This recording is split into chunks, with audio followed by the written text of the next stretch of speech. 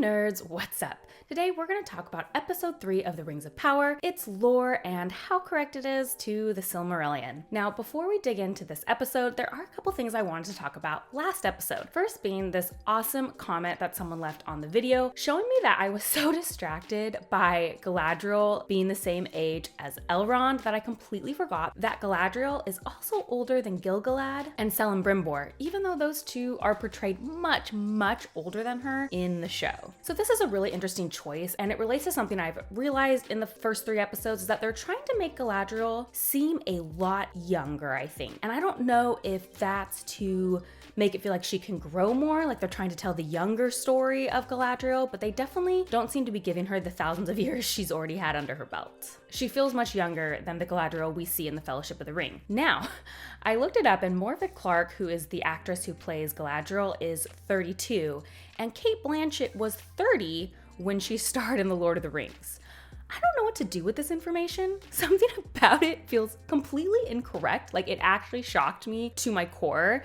Cate Blanchett felt so much older. She didn't look older, but she had this presence. And I actually went and watched clips of her trying to make sense of this. And it's like, no, she looks young. She looks 30, but I don't know if it's Cate Blanchett's voice that has such a weight to it, or just the way she acted in her portrayal. But if you watch those clips, that Galadriel feels like she's been around for thousands of years. She feels wise.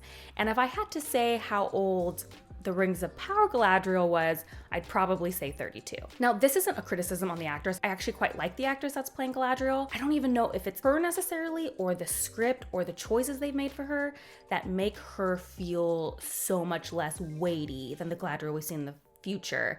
And that might also be a very conscious decision on the show writer's part. And sort of related, people were sad I didn't talk about Celeborn in the first 2 episodes. I was kind of waiting. I thought Celeborn might show up, and so I'd be able to talk about him. If you don't know, that is Galadriel's husband. Now, Celeborn and Galadriel got married, or at least got together, in the first age. So by the second age, they would have been very fully together.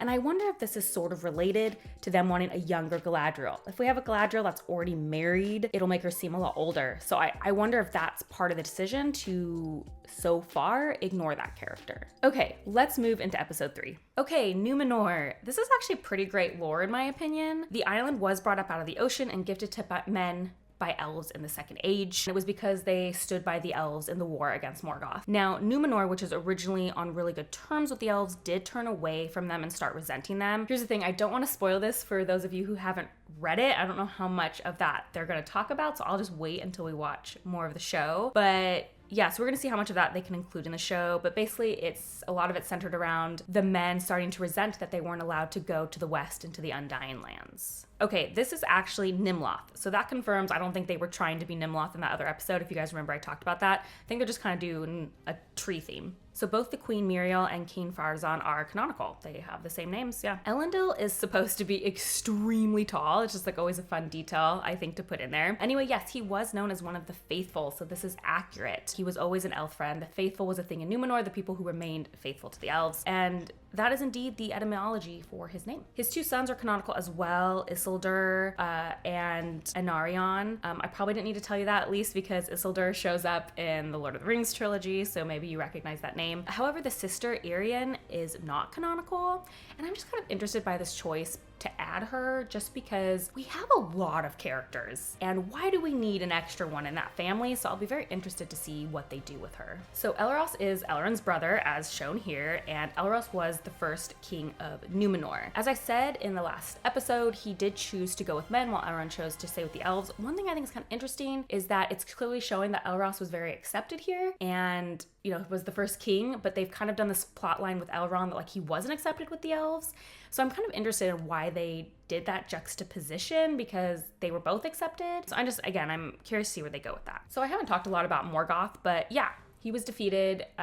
Technically, he was immortal, but his servant Sauron does take up the mantle as the second Dark Lord. We know that Halbrand is made up, so his storyline also seems made up. Maybe there's some lore in here that I'm just not catching yet, but I need a little more info. And then Nori and Arondir are in similar boats. These are new characters and new scenes, so I there isn't much lore-wise, I feel like, to talk about here. So overall, I feel mixed about this episode. I think there were some really great parts of this episode and some parts I felt very meh on. Obviously, I think we're getting into some really good Second Age lore. All this Numenor stuff makes me very excited. I think there's a lot of exciting stories to tell here. And so far, they've introduced a lot of very lore-accurate stuff, which makes me excited that hopefully they can tell those good stories in a pretty accurate and true to Tolkien way. Right now, some of the negatives I have, and the first one is not lore or Tolkien related at all, it's just that I don't necessarily think they're managing their multiple storylines super well. This episode kind of felt like a fire hose, especially when Islander was introduced. I was like, man, we're introducing another plot line. Now,